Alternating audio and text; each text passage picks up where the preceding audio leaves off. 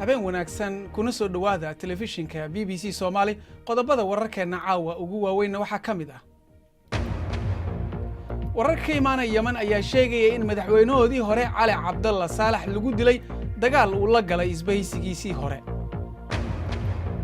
waa sidee heerka shaqo la'aanta ee ka jirta jamhuuriyadda iskeed madax bannaanida ugu dhawaaqday ee Somaliland cilmi baaris la xiriirta shinnida ayaa lagu arkayaa shinni internetka ku xiran waa tallaabo cusub oo laga bilaabay magaalada Manchester madaxweynihii hore ee Yemen Cali Cabdalla Saalax ayaa la dilay kadib dagaal xoog leh oo ku dhaxmaray taageerayaashiisa iyo fallaagada xuutiyiinta magaalada Sanca muuqaallo sawirro iyo video ah ayaa internetka la soo dhigay iyagoo lagu arkay meydka Cali Cabdalla Saalax oo busto ku duuban oo u muuqda dhaawac weyn mid uu madaxa ka soo gaaray xuutiyiinta iyo saraakiil ka tirsan xisbiga Cali Cabdalla Saalax ayaa sheegay in lagu dilay banaanka Sanca isagoo la socday kolonyo soo galaysay magaalada oo ay weerareen xuutiyiinta labada koox ayaa isbahaysi uu ka dhaxeeyay 2 sano iyo bar ilaa iyo toddobaadkii hore markaasi uu Cali Cabdalla Saalax u wareegay dhinaca kale Mr. Saalax ayaa Yemen ka talinayay in ka badan 30 sanadood ilaa markii lagu qasbay inuu xilka ka dago sanadkii 2012 hogaamiyaasha xuutiyiinta ayaa geeridiisa ku tilmaamay mid taariikhi ah marna ma uusan aqbalin kacdoonkii wadamada carabta ee isaga xukunka lagaga tuuray sidaa daraaddeed marna kama uusan bixin Yemen waxa uuna isbahaysi la sameeyay fallaagada xuutiyiinta iyagoo oo markaa xukunka ka riday dawladdii sharciga ahayd Yemen 3 sano ee ugu dambeeyay waxaa ka socday dagaal sokeeye Cali Cabdalla Saalax ayaa isagu isbahaysiga Sacuudiga u gacan fidiyay 3 casho ka hor waxayna hadda u muuqataa in xuutiyiintu ay ka aargoosteen kadib markii uu ku kacay falka faahfaahin dheeraad ah ku saabsan warbixintan iyo kuwa kaleba waxaad ka heli kartaa bogga BBC Soomaali adigoo ka galaya mobilkaaga horumar degdeg ah ayay Sacuudiga arkayaan kadib 10 sano oo isbeddelku gaabis ahaa isbeddelada sida xuquuqda haweenka iyo Iran in la weeraro ayaa qorshaha ku jira waxaana arrimahaasi wada amiirka cusub ee dhaxalka leh balse su'aasha ayaa ah maxaa degdega keenay Suhayba Maxamed Badqas ayaana ka waramaysa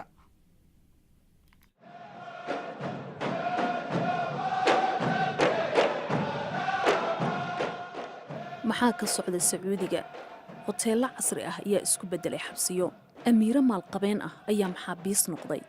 xiisad kordhaysa dagaal dadban iyo arrimo si dhaqso ah u dhacaya isuna bedelaya waxaan oo idil waxa uu dabdhexaad u ah amiirka yar ee dhaxal sugaha ah Maxamed bin Salmaan waxa uu isu muujiyay inuu yahay qofka ugu awoodda badan dunida Carabta balse si loo fahmo sida uu Sacuudigu isku bedelaya hadda waxaad u baahan tahay inaad dib ugu laabato waqtigii hore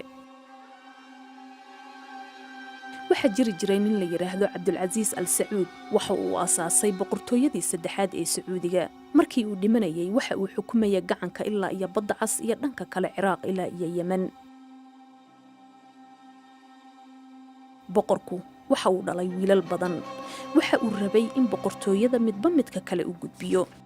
shidaalka ayaa ah isha dhaqaalaha ee ugu weyn dalkaasi wiilasha walaalaha ah ayaa noqday hogaamiyaasha qabaa'ilo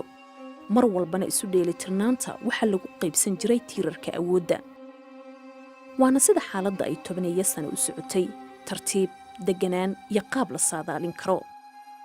Salmaan bin Cabdulcaziis ayaa hadda ah boqorka inta badan walaalihii waa ay dhinteen waxa ayna u muuqataa in boqornimada lagu wareejinayo jiilka xiga Maxamed bin Nayif oo boqorku adeer u yahay ayaa noqon lahaa amiirka tan ayaa xaqiijinaysa in kursigaasi uu u dhaxeeyo qoyska Al Sacuud ee qaybaha kala duwan leh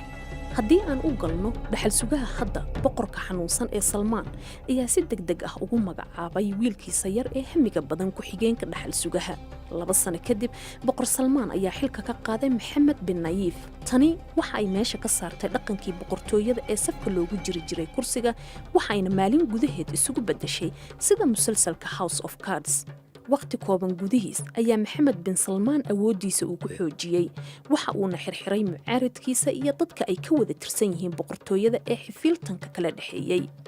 waxa uu rabaa in boqortooyada ay jiri karto shidaal la'aan haweenku gaadiidka kaxeeyaan ayna doorashooyinka u tartamaan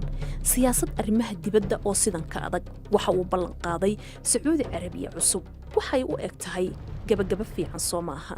ma aha xaqiiqdii maadaama uu wajahayo caqabada badan awoodda uu ku qamaarayo waxa ay gaabis ku keeni kartaa aragtidiisa dhaqaale waxayna cabsi gelinaysaa maalgashatada sacuudigu waxa uu dagaal afka ah kala dhexeeyaa iiraan isaga oo dagaal dhab ahna ka wada yemen qof walba waxa uu saadaalinayaa halka dalka uu ku jihaysan yahay hadda kadib iyo sida sheekada amiirkan yar ay noqon doonto bal markana aynu eegno qodobo kale oo ku jira wararka maanta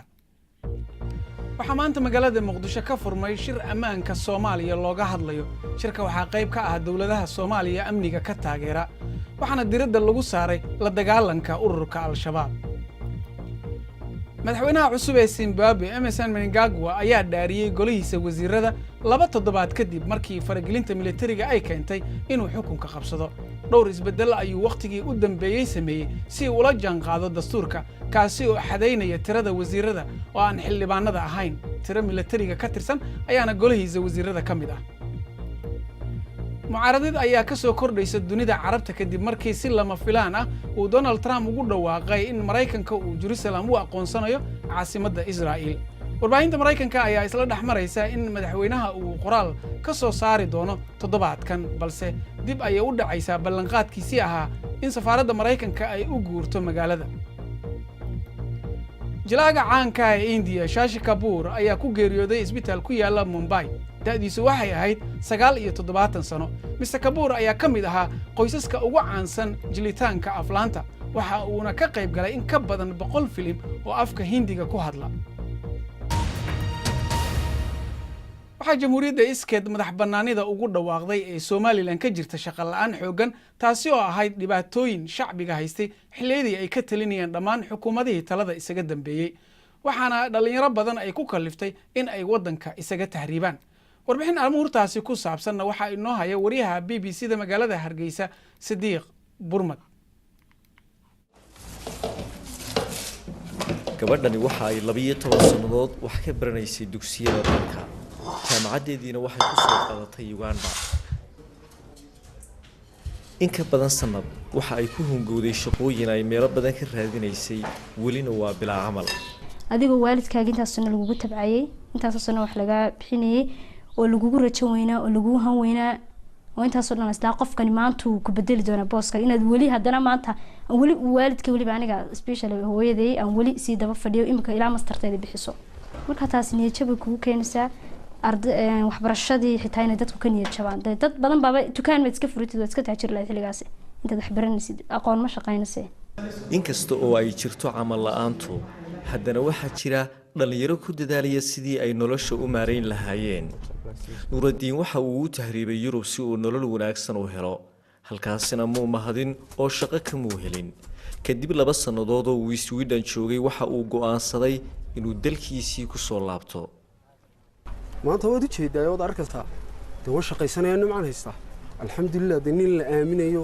maanta wadankiisii ilaahay ku nimceeyay oo aan ilaahay cid isku daba taagin oo qowlkiisa iyo kalsoonidiisuba ay tahay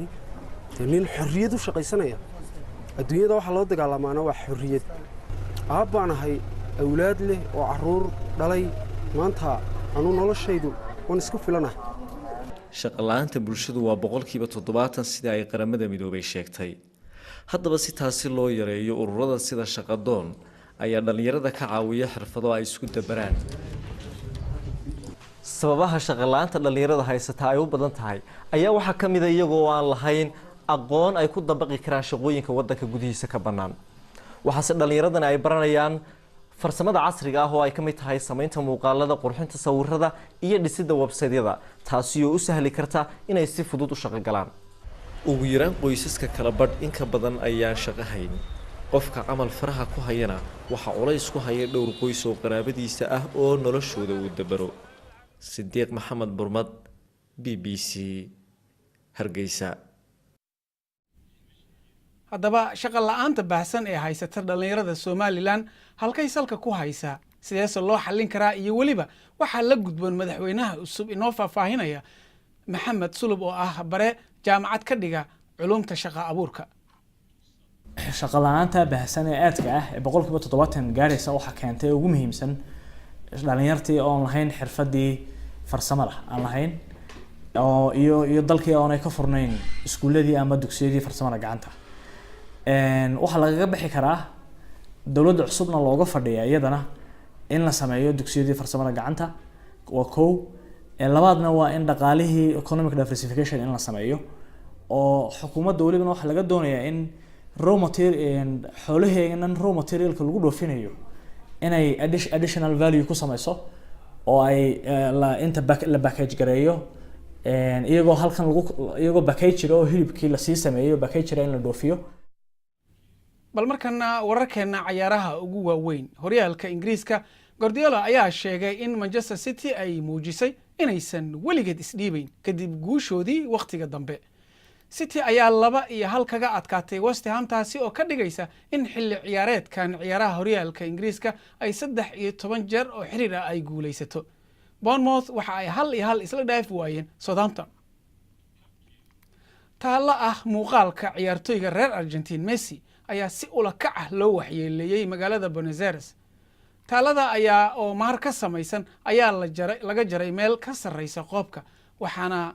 taaladaasi ay noqotay markii labaad oo la waxyeeleeyay iyadoo taaladaasina la suray halkaas sanadkii 2016. magaalada dalkan Ingiriiska ku taal ee Manchester iyo Shinnida waxa ka dhaxeeya xiriir soo jiray 150 sano. haddaba halkaasi waxa ka bilowday hadda mashruuc cilmi baaris ah oo Shinnida iyo internetka la isugu xirayo. Cabdiraxmaan Bidhaan ayaana ka waramaya arrintaas. rugta dabdamiska ee Stockport dhismaha ka dambeeya waxaa jooga shinni internetka lagu xiri doono. aqoonyahan Australian ah ayaa isagu waxa uu hogaaminayaa mashruuc loogu talagalay in lala socdo shinnida waxaana uu ku xidhayaa qalab lagu raadraaci doono. waxaan isticmaalayaa waa xagab keliya sida aad aragtid jabka ayaan qaadayaa oo waxaan ku dhajinayaa shinni. iminka shinnida ayaa la tirinayaa iyadoo ka soo baxaysa dugsigeeda. waxaannu wax ka fahanay dhaqankooda hadda shinnida mid ayaannu u barannay waana hab casriya oo aan hore loo aqoon. shirkadda tiknolojiga ee Cisco ayaa waxa ay qorteen dadka shinnida dhaqda ee degan deegaanka Manchester si ay uga qayb qaataan barnaamijkani oo la rabo in lagu helo macluumaad lagu ogaanayo waxa ka dhiga shinnida mid caafimaad qabta. marka laga tago shinnida gaadiidka dadweynaha iyo foostooyinka qashinka ayaa iyagana qalabkan lagu xidhayaa si loo helo xog magaalada wax u tarta. So what you have here is a live feed from the center of Manchester of traffic information. Benjamin Disraeli ayaa waxa uu sheegay qarnigii 19aad in dadka Manchester waxa ay maanta sameeyaan dunida inteeda kale ay sameynayaan maalinta xigta.